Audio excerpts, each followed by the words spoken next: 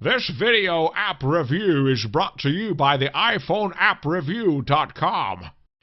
What's up, everybody? This is Luke Patrick with the iPhoneAppReview.com. We're doing another video review today, this time looking at an iPad-specific app, hence my handy-dandy iPad is out and available, ready to go, and the app in question is called Palm Heroes. And Palm Heroes 2 Deluxe, to be specific, is the version we are looking at, and this is the Deluxe feature of this feature presentation, which comes packed with a lot more content as far as maps go.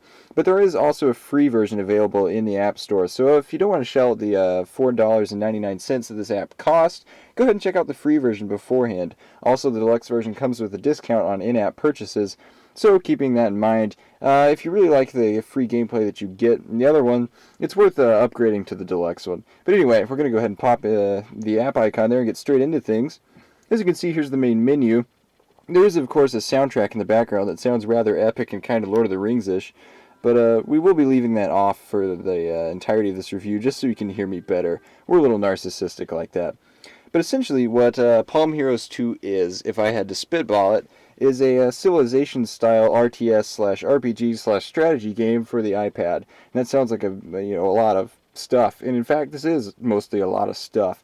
Before we get into the actual gameplay, I'm just going to show you some quick settings. Game settings are in here. You can obviously change sound, music, and volume. There are a ton of languages offered. I'm always big on different languages and apps.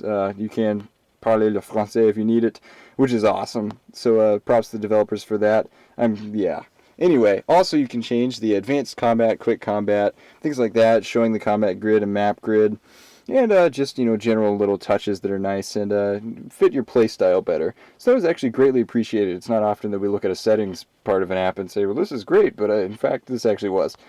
So, moving right along into the other bits of this, obviously credits. Give you the credits in case you're interested about the developers. But let's get straight into the fun part of this. There are two different game modes available. If you've ever played any kind of Civ or RTS, then you know the Hot Seat app, the hot seat function of this app will throw you straight into a hot seat style combat with the computers. And that's a good option to have. It's a different style of gameplay. It's kind of hard to explain. Essentially, it means that you'll be thrown right into the middle of a combat situation instead of having to develop a society and then go find other people to conquer, and it's not adventure focused. So if that's more your style, Hot Seat is there. But we're just going to go ahead and check out the single player and some adventure-style things. The available maps, by the way, there are a ton of downloadable apps available for your review. A lot of them are at a decent price. Obviously, you can get adventure packs for anywhere from like $2.99, or individual maps for about $1 each, which is nice. If you run through all the content that's available here, there's a ton more left on in the internet, so to speak. And also, the maps are categorized by adventure, action, hot seat, things like that. So if you want to do an adventure, it's really easy just to hit that button and then get straight into it. So excuse me, let me find one that's available. Okay, we'll go with this one. The Adventure of Henry Woods sounds pretty good. And then obviously you can just, it'll tell you quickly what the adventure is about. Then you hit the button and away it goes. And there's quite a bit of in-game text, actually. It reminds me a lot of old RPGs like Dungeons and Dragons in the sense that it will actually give you lots of little in-app details about what's going on and conversations with other NPCs and things like that, which is a nice touch. So we're going to go ahead and hit that. And then welcome to the main screen here. This is what the app looks like on the iPad. It kind of reminds me of the old versions of Civ. It's got this nice kind of bit-style graphic art to it, which some of you may like, some of you may hate, but like it or hate it, this is what the app's sporting. It has been well done. In fact, this app has a great amount of detail as far as the art style goes. A lot of attention has been paid to the small things, and it is quite nice as far as old-style classic gameplay goes. It looks great, in my opinion. You may not like it. But this game is, there's a lot to this game, and that's actually, it's kind of hard to do a review for it in the sense that there's so much to cover, so I'm just going to skim through a couple of the basics. This is very Civilization-style gameplay. To select or basically to accomplish things, you will need to use units, and then using these units you can collect resources, you can go fight enemies, you can prowl around and look for new conquests, and build cities and things. And in essence, you're creating a civilization and then going out and conquering other people, But in the adventure mode, obviously, it's a bit more RPG oriented, meaning your goal is more to level up your character and gain more resources and things as far as your own personal goals are. And also there's typically some kind of goal that you're trying to accomplish in the adventure mode, which is a different style of gameplay. It's hard to show exactly everything as far as gameplay goes that's included in here, especially in a brief review like this. But essentially there's a lot of move-oriented gameplay. Sorry for the pause there.